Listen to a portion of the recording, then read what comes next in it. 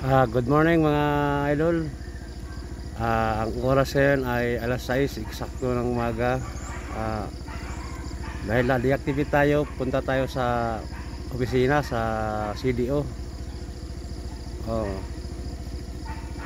Kailangan natin mag-report kasi ni-report tayo. Pupunta tayo sa opisina. Okay, let's go.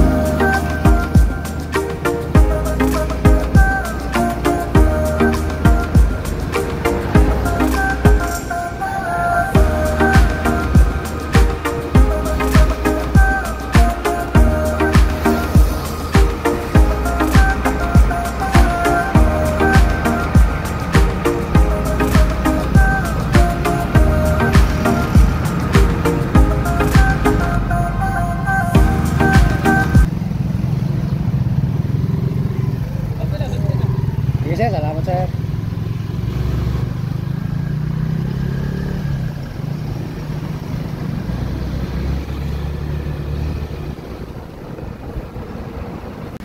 Ito nga mga idol, nakakaisang oras na biyahe na tayo.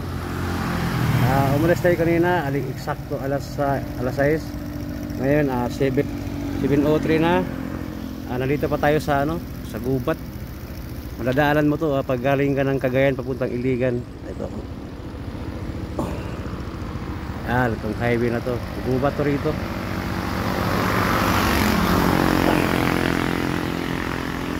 Nakakalahati pa lang tayo.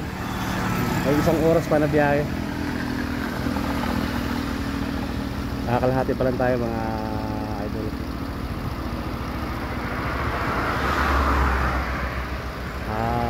Permisyo talaga pag na-report ka, deactivate. Sobrang laki ng abala. Biyahe na naman tayo ulit. Let's go.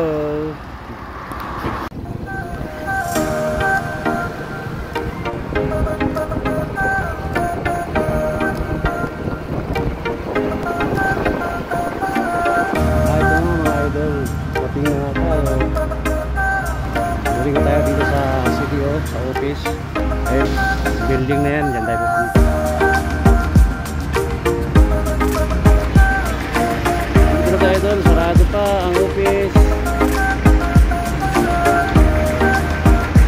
Maghintay tayo. Ito nga idol, nasa office na ako. Nasikaso na yung apps ko. Sabi niya sa akin ni Sir Darby, okay na daw. Pwede na buksan at makabiyahe na daw ako. Maraming salamat sa iyo Sir Darby at magawa ng paraan na makabiyahe ako. Thank you ng marami. Ito nga at nagpicture kami dalawa. Ito ang update mga idol. Okay na yung apps natin, pwede na tayo bumiyahe.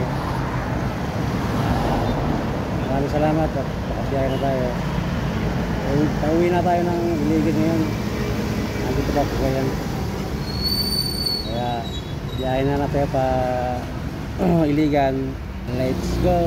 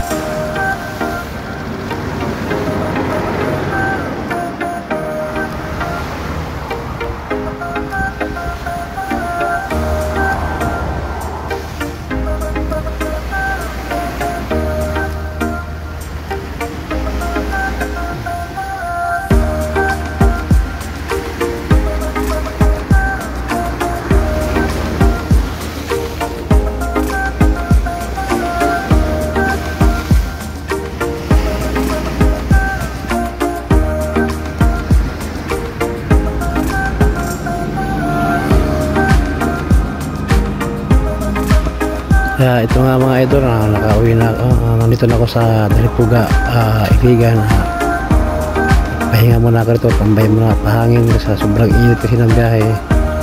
Okay, hanggang dito lang tayo. Goodbye.